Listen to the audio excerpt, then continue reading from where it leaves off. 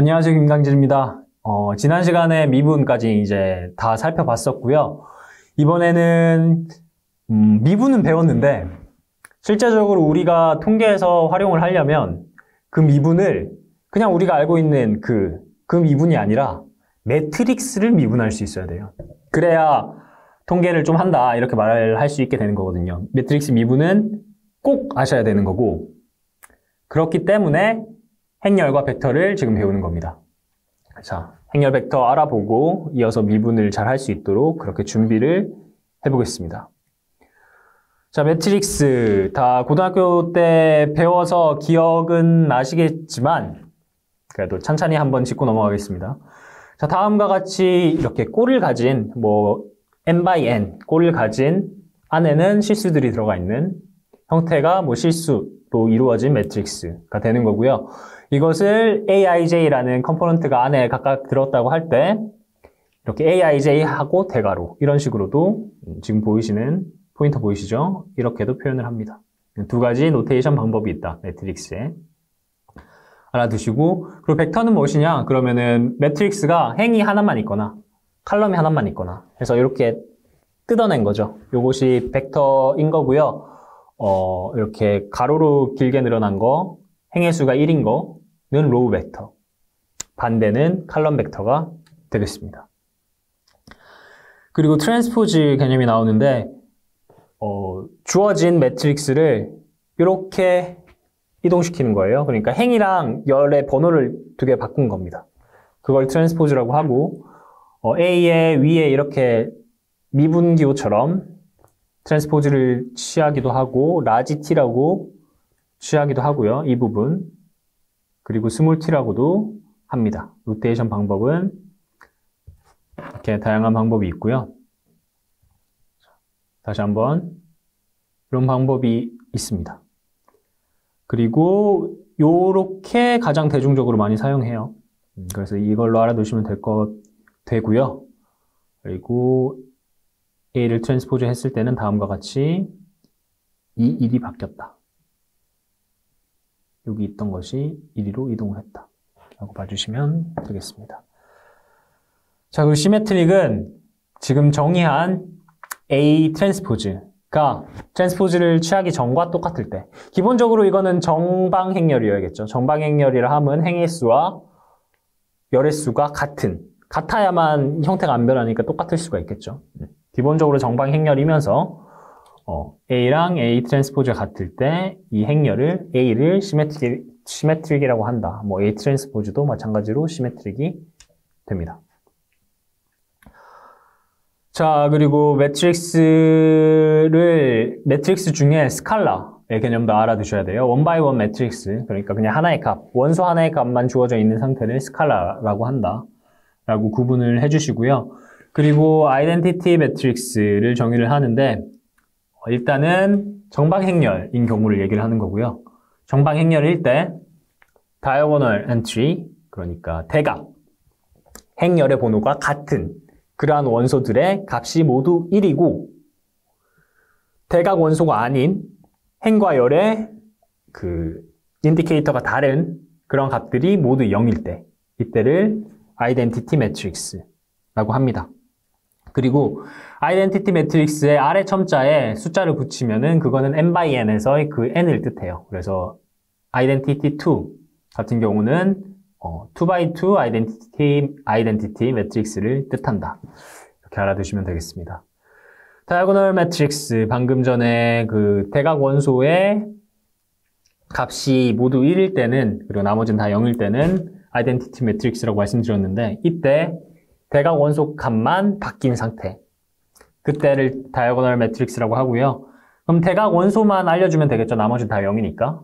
그래서 A1부터 AN까지 이렇게 제시를 해서 다이아고널 매트릭스도 정의를 합니다. 자, 그 다음 이퀄리티. 어떠한 매트릭스와 매트릭스가 같다라는 서술은 어떤 거냐면요. 그 안에 있는 모든 원소가 행과 열을 각각을 대응을 시켰을 때 각각이 모두 같다 라고 했을 때 두 매트릭스가 같다 라고 하는 겁니다. 그리고 합차의 성질 보이시는데 합차는 이렇게 양쪽으로 바꿀 수 있고 괄호도 결합법칙이라고 하죠. 교환법칙, 결합법칙. 그리고 트랜스포즈에 대해서 다음과 같은 성질이 만족된다. 나머지는 익숙하시겠지만 뭐 아래 트랜스포즈 같은 경우는 당연하긴 해요. 이렇게 꼴 그대로 합치나 뒤집어서 합치나 똑같겠죠. 그래서 봐주시면 되겠습니다. 그리고 곱입니다. 매트릭스는 뭐 다른 거는 합차 같은 경우는 각각의 엘리먼트를 더하고 빼면 되니까 직관적으로 쉽죠. 그런데 곱의 경우에는 약간 다르죠. 그게 기억이 나시죠? 예, 곱은 약간 다르니까 조금 주의해서 보셔야 되는 부분이고 상수배는 각각의 엘리먼트에 k배를 곱하는 거다. 이 부분. 그런데 행렬 곱의 경우에는 다음과 같은 전제가 되어야 됩니다. A는 n 곱하기 p, B는 p 곱하기 n. 그러니까 이 곱셈에서 앞서 위치할 행렬의 열의 수와 뒤에 위치할 행렬의 행의 수가 같아야 된다라는 전제가 될 때만 행렬 곱수를 정의를 할 수가 있고요. 그러면 A, B라는 곱슬 C라고 할 때 이 C는 n by n 매트릭스가 된다. 앞에 것의 행의 개수, 뒤에 것의 열의 개수. 그리고 곱은 다음과 같이 정의가 된다라고 합니다. 여기 첫 번째 매트릭스의 열에 해당하는 부분, 그리고 두 번째 따라오는 매트릭스의 행에 해당하는 부분을 바꿔가면서 1에서 p까지 바꿔가면서 그 i랑 j를 고정시키고서 다 곱해서 더한 것. 이Cij가 된다. 예를 들어서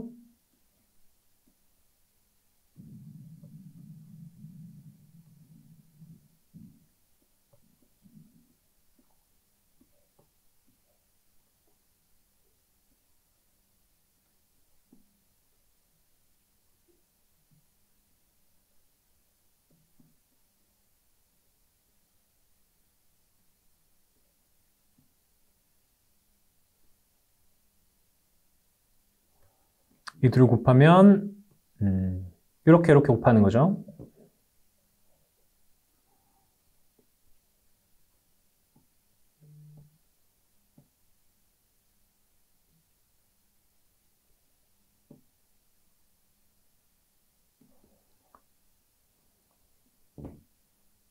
이렇게 되고 이 두 번째는 A21, B11, A22, B21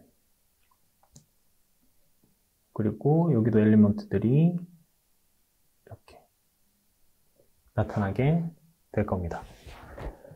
보시면은 여기 1이랑 같고 2랑 같고 1행 1열에 위치하니까 이 1행 1열, 1행 1열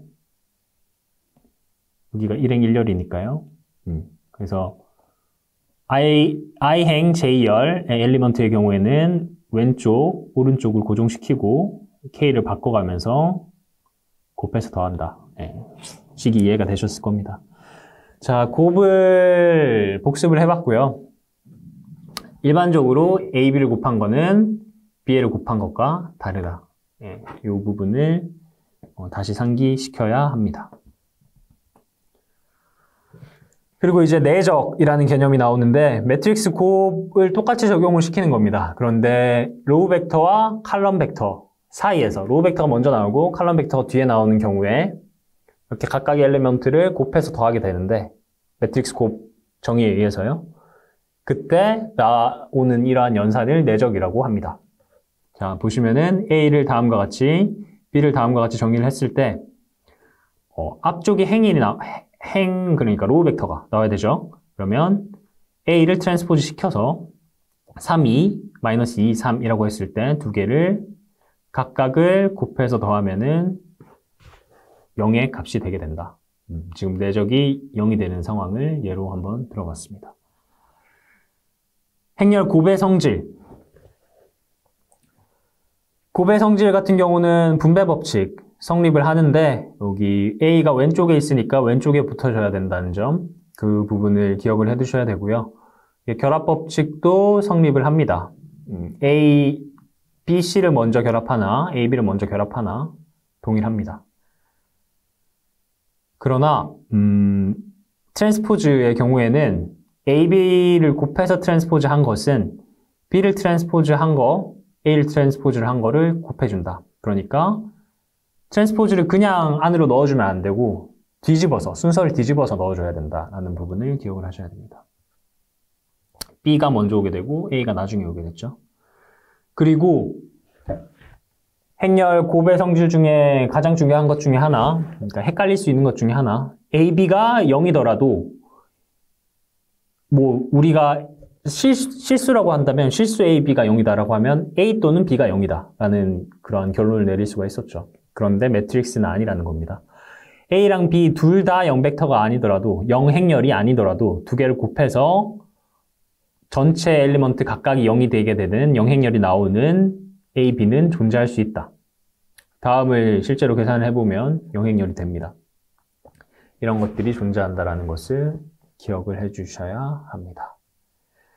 자, 그리고 트레이스가 나오는데, 자, 앞에 부분들은 다 지금까지 배웠던 것들이죠. 고등학교에서. 근데 트레이스부터는 새로운 개념이 나오는 건데요. 트레이스는 뭐 랭크라는 개념이랑 밀접하게 관련이 되어 있긴 합니다. 근데 랭크는 조금 어려워서요. 일단 트레이스는 알아두시고 당장 사용은 하지 않겠지만 역행렬이 존재하는지 여부와 관련이 되어 있는 그러한 어떠한 개념이구나 정도까지 맛보기로만 알아두시면 좋을 것 같아요.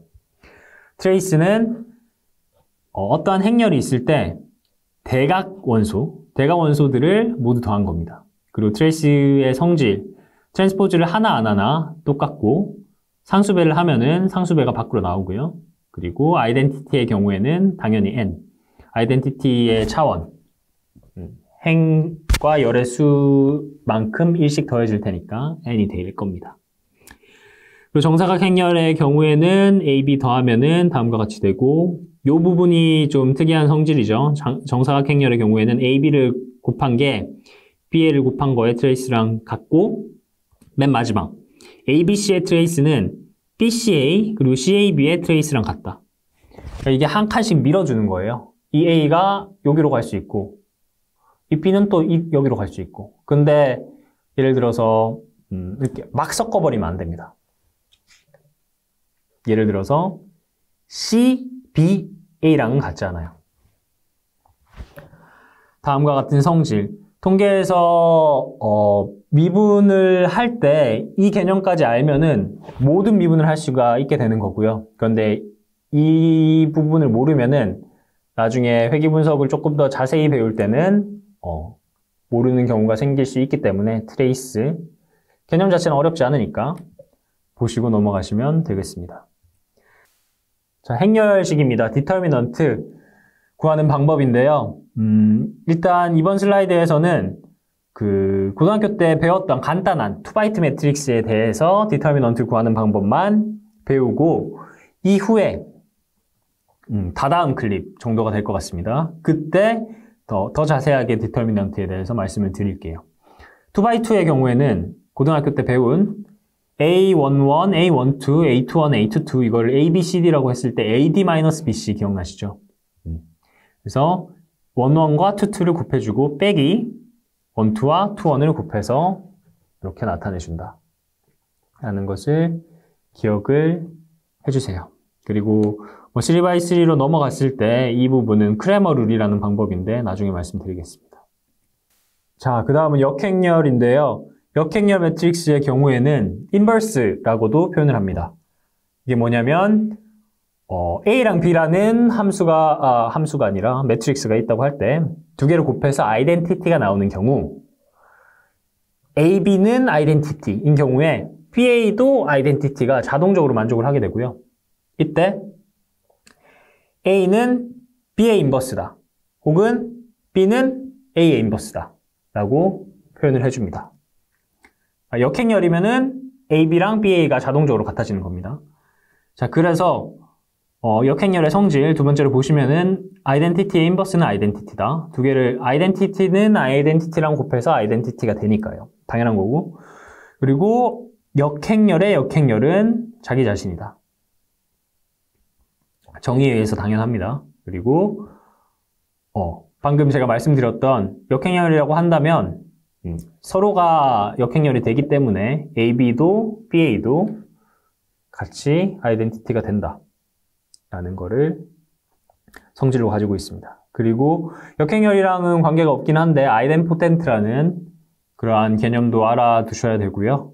두 행렬을 곱했는데 자기 자신이 나온다 라고 하면은 그것을 아이덴포텐트라고 합니다.